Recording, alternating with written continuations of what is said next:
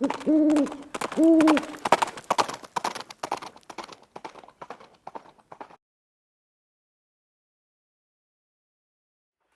guys, it's Viejo here, and we're in the second week of October in 2025. We had kind of a overcast day here on the central coast of California. It's mid-afternoon, sun's still not out yet. That's kind of unusual for this time of year, but we'll take it. Okay, it's not hot and it's not cold.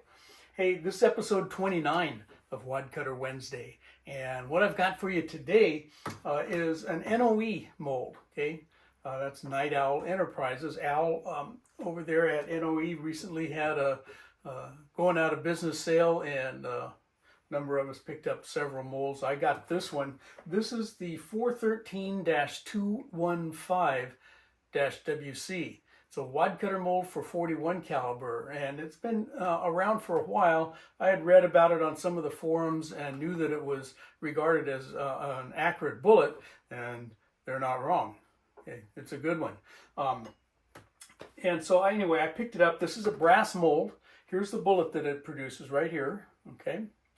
And we'll go ahead and jump right into this. Let's take a look at the mold, and I'll show you what it looks like.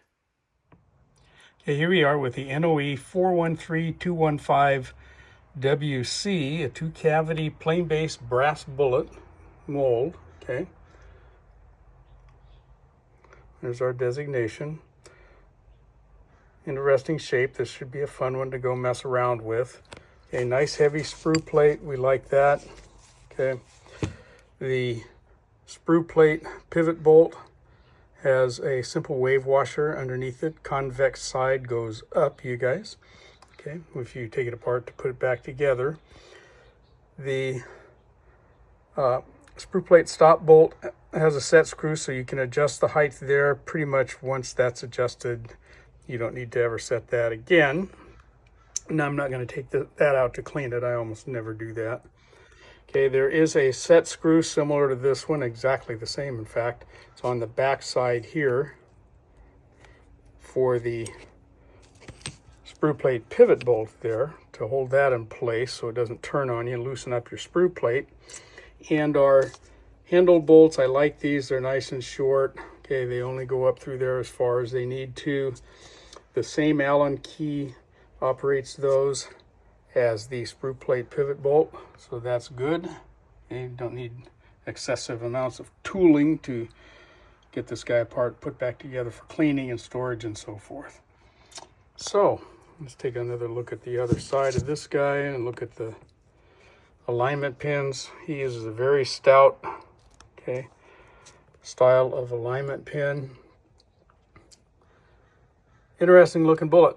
Okay, so we'll get her cleaned up and get some handles on it, designed for Lee 6-cavity handles, which is very handily. Okay, we like that. All right, good looking mold. I like brass molds. Okay, I like them better than I do the aluminums for sure.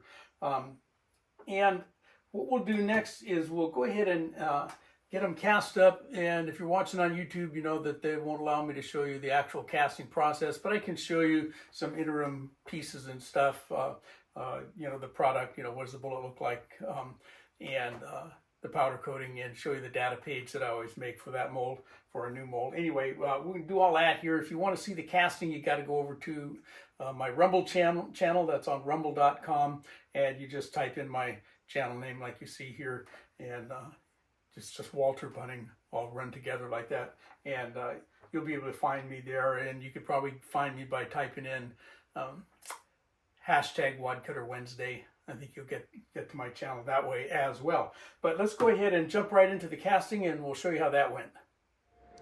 Okay, there we go. Pretty good looking bullet. Lots of me-plat up there. We've got 2 grease grooves and a pretty substantial crimp groove up there. You can see the portion above that most forward band, driving band there, is rebated a little bit.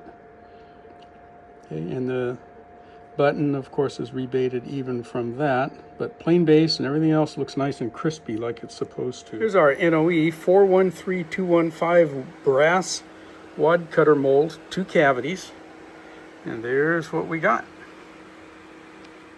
Here's our data for the NOE 413215 wad cutter. Came in at 217 grains with today's alloy. Again, we used, I didn't write that in there anyway. It's Viejo #1 alloy is what we used.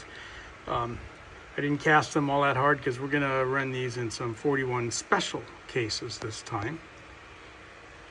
Okay. Both cavities right at 0.414, so they'll take some sizing.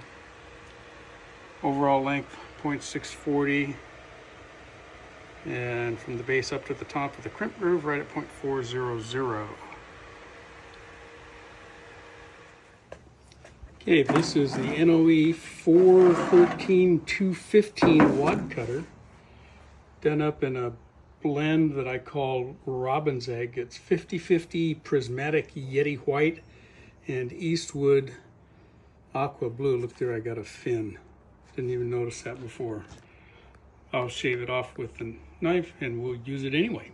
Not going to hurt anything up there, even if there's a bald spot.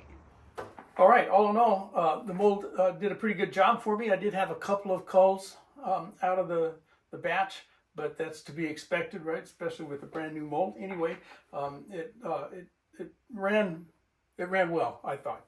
And what we'll do next then is in part 2 next week, we'll get them loaded up, and I'm going to load these in 41 special cases. I know that a lot of you that aren't really familiar with 41 mag may have never even known that there is such a thing as a 41 special, and there is. The Sierra reloading manual actually has a couple pages for it using their jacketed bullets, and you can buy 41 special brass from Starline.